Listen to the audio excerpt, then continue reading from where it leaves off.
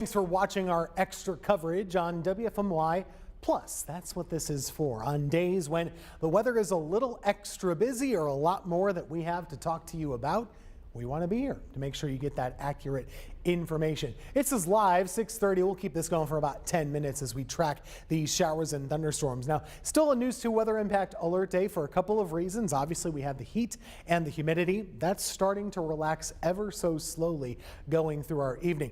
This is the one that we have to watch still. Scattered showers and thunderstorms that so far have not hit our Piedmont Triad area, but they've been all over the rest of North Carolina today. They could be strong to severe, as they already have been in a good chunk of the state. So we're going to be watching out for possible warnings all the way through about 8, 9, 10, and even 11 o'clock tonight. As I said, it has been a very quiet afternoon and evening from a weather point of view here in our area. This is a live view of High Point. We're pretty calm traffic on North Main Street here, even at this rush hour. We see clouds though, and a lot of these clouds have been blowing off from thunderstorms in other parts of the state. You may or may not realize, but the way thunderstorms work, they're about 30 to 40,000 feet tall when they're really strong. So what we saw today were all these showers and storms forming mostly in eastern North Carolina. So basically along I-95 or so, that's where those storms have been originating. And there's a wind in the upper level of the atmosphere right now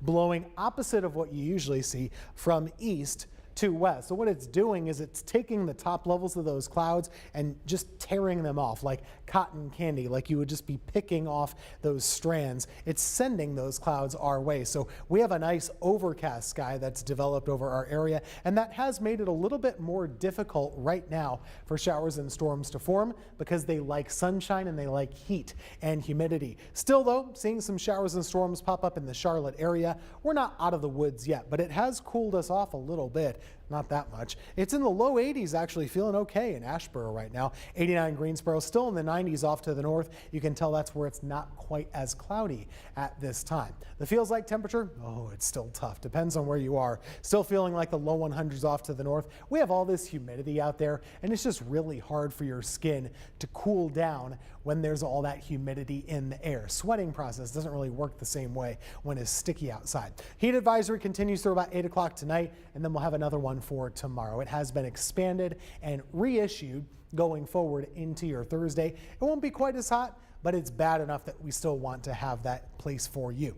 Severe thunderstorm risks throughout the day today, and really this continues through the late evening hours. We have a level 2 risk of storms, which means if any of them form out there, there's a good chance that a couple of them could be on the strong to even severe side. That scale goes from 1 to 5, 1 being the least likely to have bad storms, 5 being almost a certainty. We're at a level 2 for today. Tomorrow is at a level 1. We also have a severe thunderstorm watch until midnight. What a severe thunderstorm watch really means is that you have the different ingredients in place to create a bad storm. So if you think about it in baking ways, this would be the eggs, the flour, the sugar that you need to bake the cake. You haven't actually made the cake yet. That would be once you get to a warning. We're still in that watch standpoint here in our part of the state. But there have been bad storms in a large portion of the Carolinas so far today. So let's look at that latest live radar right now. There's not much going on locally. Can't find any showers and storms across Guilford, Forsyth, Randolph, Alamance counties, Davidson County. You're clear. We had a couple little blips up near Danville, Virginia earlier, but they've fizzled out so far as well. So something of a force field has been in place across the Triad today. Let's take a look where it has been pretty active and continues to be. This is over here in Fayetteville. They're just getting out of this. It's been about 2 hours or so that they've been dealing with these showers and thunderstorms with nearly constant lightning. I want you to take a look at this right here near Rayford. All those lightning strikes clustered up close together. You saw how many there were over in Cumberland County over the last hour or so. Blinding lightning and torrential rain too. Now on the north side of this is intriguing to me. You're getting something that what we call outflow. So when you have a bad thunderstorm, you have cooler air that rushes out of the cloud, and it kind of creates a little bit of a mini cold front. You might feel that gust of wind sometimes before a thunderstorm arrives. Well, this can create new storms, and over here near Sanford and Lee County and Moore County, we're starting to see some thunderstorms popping up right there. That could be a trend that carries these closer to our Triad area as we go through the next couple of hours. Down here in South Carolina right now, this is the Wilmington area just off screen. There's Brunswick County, Oak Island, Little River. Look at all of those lightning strikes, folks. This is intense, extremely electric right now, moving across Horry County, heading for Myrtle Beach proper. It's in North Myrtle right now. Little River is in the middle of this too. And truly, you can't even see the distance between those lightning markers on our map right here.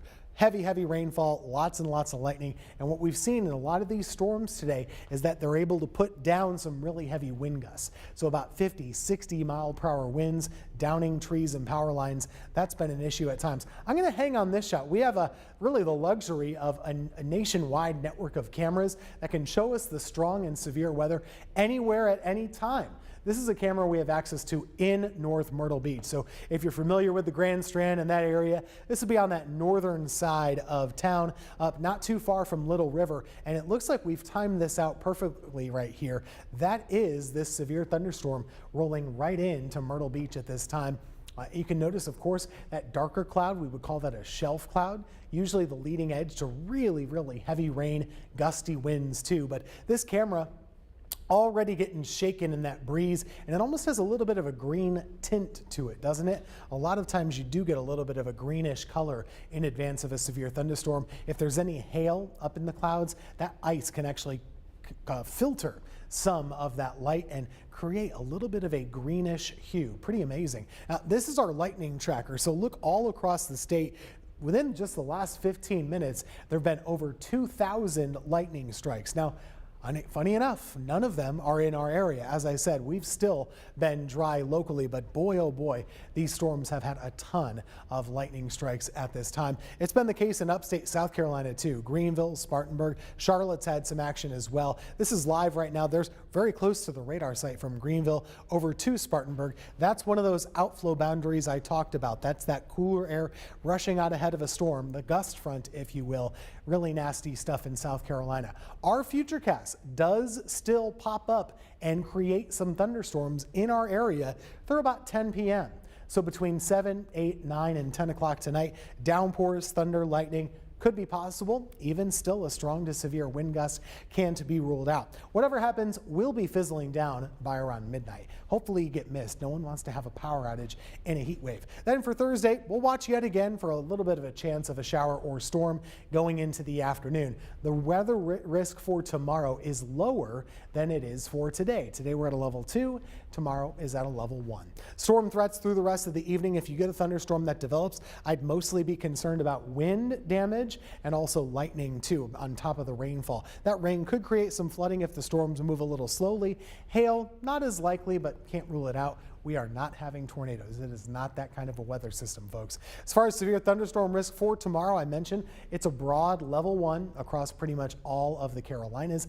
And you can say the same thing for Friday. So from Virginia down through the Carolinas, we still have that risk of showers and storms. Now, the heat not going anywhere. Here's the feels like temperature for your Thursday. It's still going to feel like triple digits in the middle of the day.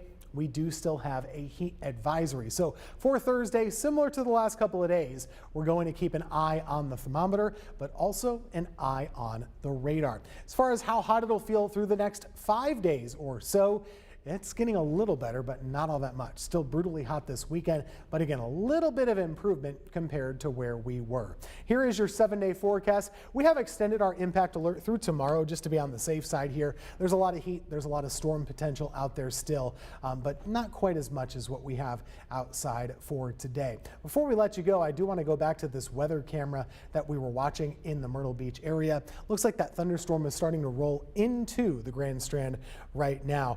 So the radar, very busy across the Carolinas this afternoon and evening, but not so much so far here in our Triad area. We'll be keeping an eye on things all the way through about 7, 8, 9 o'clock or so, and just let you know if any storms get to be on the strong to severe side. So far, that hasn't been the case, but that severe thunderstorm watch does continue all the way through about midnight tonight. So hopefully a thunderstorm can cool us off and not really bring any bad time weather, but it is something that we'll be keeping an eye on for you. Again, remember, we'll have these updates on WFMY Plus every now and again. Be sure to watch our NBA draft special. We'll have that coming up for you live at 7 p.m. and then another weather update coming up for you around 8 p.m. We'll hope to see you then.